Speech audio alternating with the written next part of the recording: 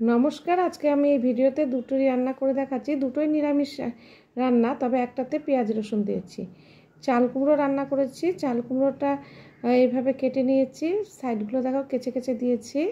চাল কুমড়ো বাচ্চারা খেতে চায় না, তাই চাল কুমড়োকে একটু মশলাদার করেই রান্না করলাম।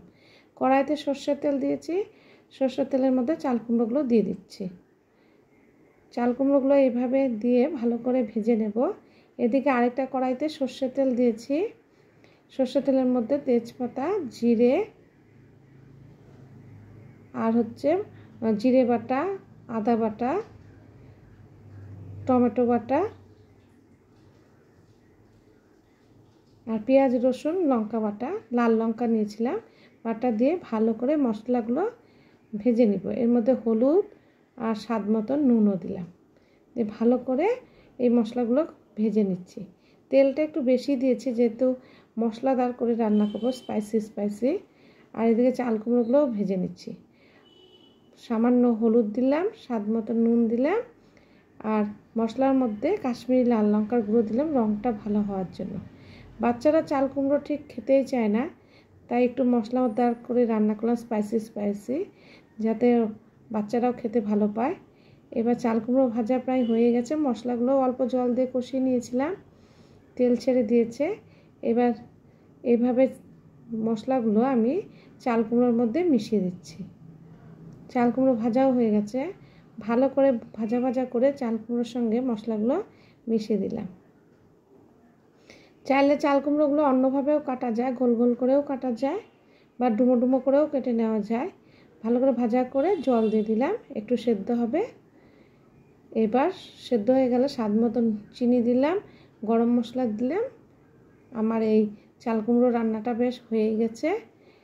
প্রতিদিন তো নিরামিষভাবে খাই, আজকে পেঁয়াজ রসুন দিয়ে একটু অন্যরকমভাবে খেলাম। ভাতের সঙ্গে খেতে ভালোই লেগেছিলো এই চাল কুমড়ো দিয়ে, মশলাদার স্পাইসি চাল কুমড়ো। আরেকটি রান্না হচ্ছে ছোটো আলু দিয়ে করেছি। এটা ছোটো আলুর ঝোল বা ডালও বলা যায়। ছোটো আলুগুলোকে ছুলে নিয়ে সর্ষের তেলের মধ্যে আধ ভাঙ্গা করে দিয়ে দিয়েছি, জিরা ফোড়ন দিয়েছিলাম, টমেটো, স্বাদ মতো নুন, হলুদ আর জিরে বাটা, আদা বাটা, লঙ্কা বাটা দিয়েছি।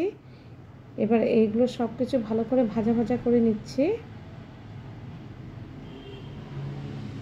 আলুটা সেদ্ধ করেই নিয়েছিলাম, এর মধ্যে ভাজা করে নিয়ে এর মধ্যে কিছুটা সজনে ডাঁটা ছুলে নিয়ে দিলাম।